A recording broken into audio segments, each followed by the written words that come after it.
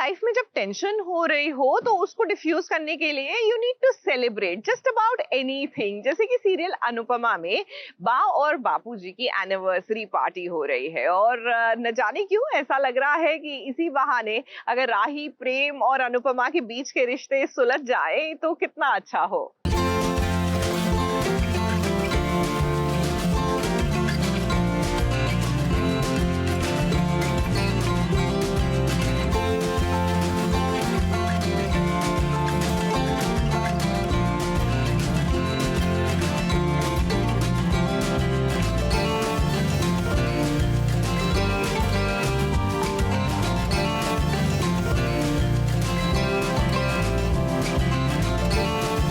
अनुपमा जानती है कि कैसे हर छोटी बड़ी खुशियों को सेलिब्रेट करना है और किसी को कुछ याद रहे ना रहे, पर अनुपमा को सब कुछ याद रहता है। अब देखो, बाबूजी की वेडिंग एनिवर्सरी को भी अनुपमा नहीं भूली, जिसके लिए तो आज ये ग्रैंड सेलिब्रेशन रखा गया है।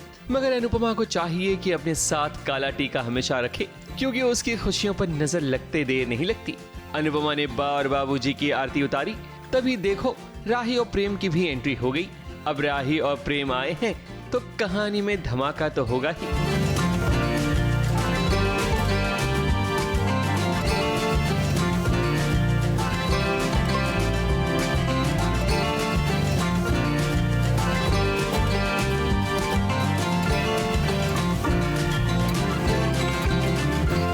वही मेरा बैलेंस बिगड़ गया नीचे स्टेज से उतरते वक्त और मेरा सीधा केक में मैं गिरने वाला था, बट एंड मौके पर दिग्विजय जी और अनुपमा जी ने बचा लिया।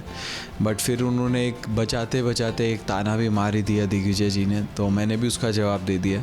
बट वो बीच में हमारी कॉन्वर्सेशन, जो जयू है छोटी बच्ची, उसने रोक के वो माहौल जो है वो ठंडा हो गया। फिर तो इन सब का नाच गाना चलता रहा। बट हाँ, ये है कि प्रेम खुश तो नहीं है यहाँ आकर, बट जो बापूजी और बा के लिए जो एक रिस्पेक्ट है वो उसने अभी तक उन्हें कोई प्रेम को कोई प्रॉब्लम नहीं है और वो उन्हीं के लिए आया।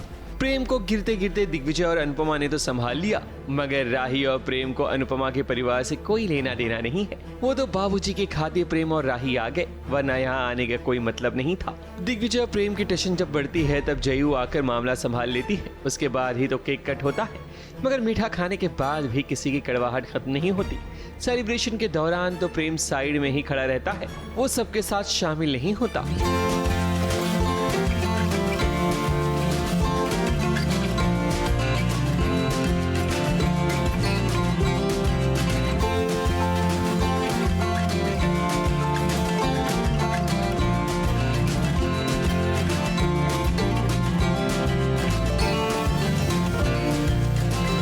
कुछ ऐसे मौके आ जाते हैं, आमना सामना होता है तो थोड़ी सी टशनबाजी हो जाती है, और बस यही था। फिर इसमें मैं देख लेता हूँ कि एक गलत फहमी हो जाती है, जिसमें अनुपमा जी को पता चल जाता है कि राही के लिए माँ बनना बड़ा मुश्किल होगा, और वो उसे कंसोल करने की कोशिश करती है। और उसी वक्त पे मैं आके देख लेता हूँ कि माँ और बेटी एक दूसरे के गले लग रहे हैं, एक दूसरे से प्यार से बात कर रहे हैं। तो फिर मैं एकदम से गुस्सा होता हूँ, वहाँ पर कुछ कहता नहीं, बट वहाँ से निकल जाता हूँ। अनुपमा के घर खुशियाँ मुसाफिर की तरह होती हैं, जो कुछ घड़ी के लिए ठहरती हैं और फिर पतली गली पकड़कर निकल लेती हैं।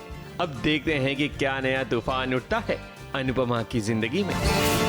मुंबई से प्रिया धावड़े के साथ ABP न्यूज़ रिपोर्ट।